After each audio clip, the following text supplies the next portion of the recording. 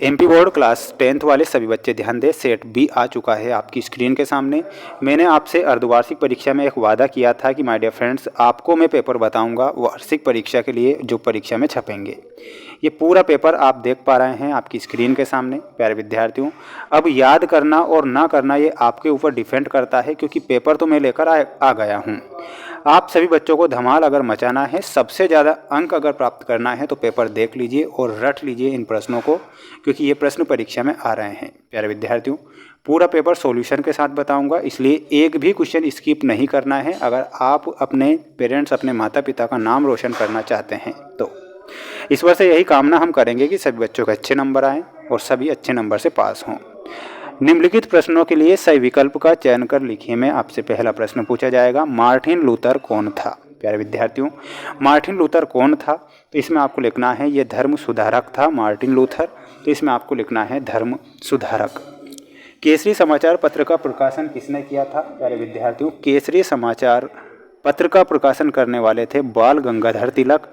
इसमें आपको बाल गंगाधर तिलक ध्यान रखना है।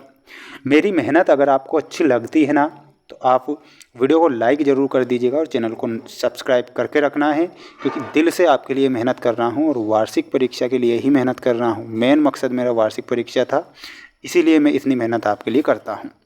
सूती कपड़ा मिल की रूपरेखा किसने तैयार की थी? तो रिचर्ड आर्कराइट के द्वारा सूती कपड़ा मिल की रूपरेखा तैयार की गई। तो इसमें आपको लिखना है रिचर्ड आर्कराइट। फिनिशिंग सेंटर के रूप में कौन सा शहर जाना जाता है? तो लंदन फिनिशिंग सेंटर के रूप में जाना जाता है। तो इसमें आपको लंदन करेक्ट उत्तर के रूप में याद रखना है। अपने दोस्तों के साथ वीडियो को आप ज़रूर शेयर करें। और एक बात मैं बता देता हूं प्यारे बच्चों, प्यारे साथियों, अगर आप पेपर को देख रहे हैं तो अच्छे से पूरा पेपर ही देखिएगा, जिससे कि आप अच्छे नंबर ला सकें। सरकार एक व्यक्ति या उसके परिवार के बारे में जानकारी किस प्रकार प्राप्त करती है? तो इसमें आपको लिखना है पहचान पत्र या राशन कार्ड के द्वारा सरकार एक व्यक्ति या उसके परिवार की जानकारी प्राप्त कर सकती है। लोकतंत्र को सबसे अच्छी सरकार क्यों कहा जाता है? तो आपको ध्यान रखना है वो सामान्यता को बढ़ावा देती है, व्यक्ति की गरिमा को बढ़ाती है और टकरावों को अच्छी तरह संभालती है।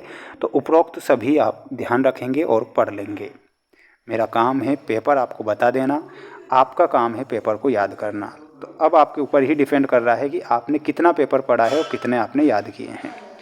पश्चिम बंगाल में डोलोमाइट के खनन के कारण गंभीर खतरे में है, तो कौन सा? बक्सा टाइगर रिजर्व। इसमें आपको याद रखना है बक्सा टाइगर रिजर्व। पंडित नेहरू ने कांग्रेस के अधिवेशन में पूर्ण स्वराज का प्रस्ताव पारित किया था। तो लाहौर अधिवेशन में, इसमें आपको लिखना है लोहार नहीं है माय डियर फ्रेंड्स, यहाँ पर सॉरी, यहाँ पर लाहौर अधिवेशन में।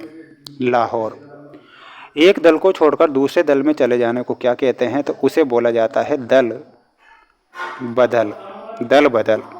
भारत में लघु उद्योगों में लगभग लोग कार्यरत हैं। तो कितने लोग कार्यरत हैं? इसमें आपको लिखना है 2 करोड़ लोग। 2 करोड़ हमारा सही उत्तर हो जाएगा। आयात पर कर का एक उदाहरण है, तो ये किसका उदाहरण होगा?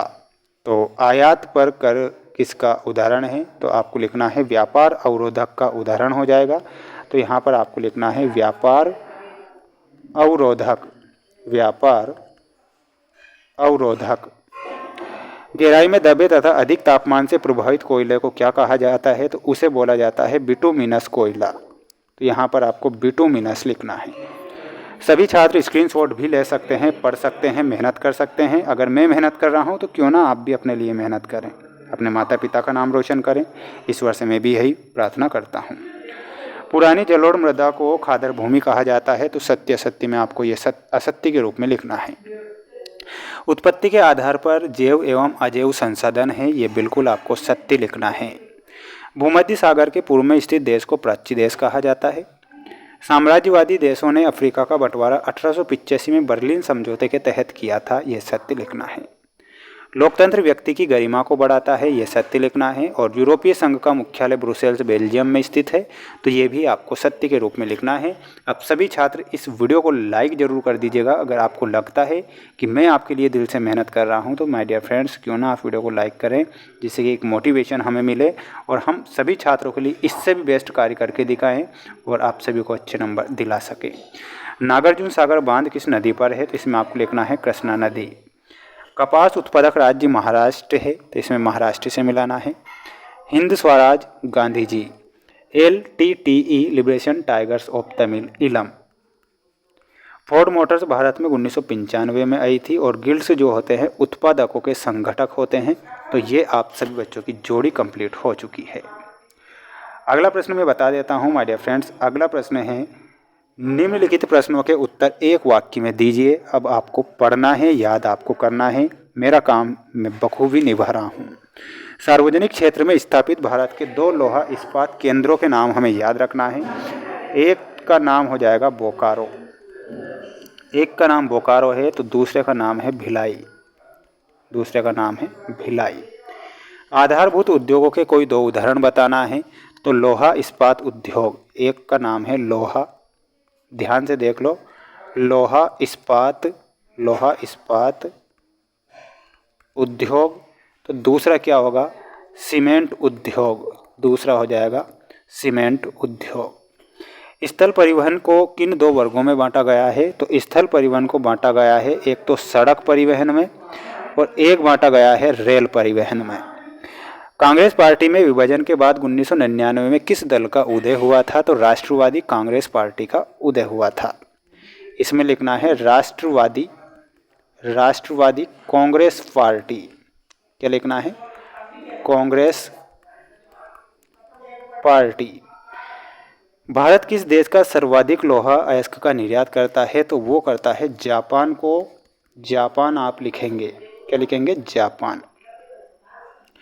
स्वर्णिम चतुष्कोण किन किन स्थानों को मिलाता है। इसका आंसर कमेंट बॉक्स में देना है। भाई भोंसले कौन थे, तो ये आपको दोनों के आंसर मुझे कमेंट बॉक्स में देना है, जिससे कि मुझे पता चले कि कौन विद्यार्थी पूरा पेपर देख रहा है। 23 प्रश्नों के आंसर हमारे ऐप पर मिलेंगे। ऐप की लिंक डिस्क्रिप्शन में दे रखी है सभी छात्रों को। सेट सी है, बहुत जल्द आएगा सेट सी आप सभी बच्चों के लिए। पढ़ लीजिए, मेहनत कर लीजिए, मेहनत आपके हाथों में है। मिलते हैं नेक्स्ट वीडियो में। मेरी मेहनत अच्छी लगती है तो वीडियो को आप लाइक ज़रूर करेंगे और चैनल को सब्सक्राइब जरूर करें।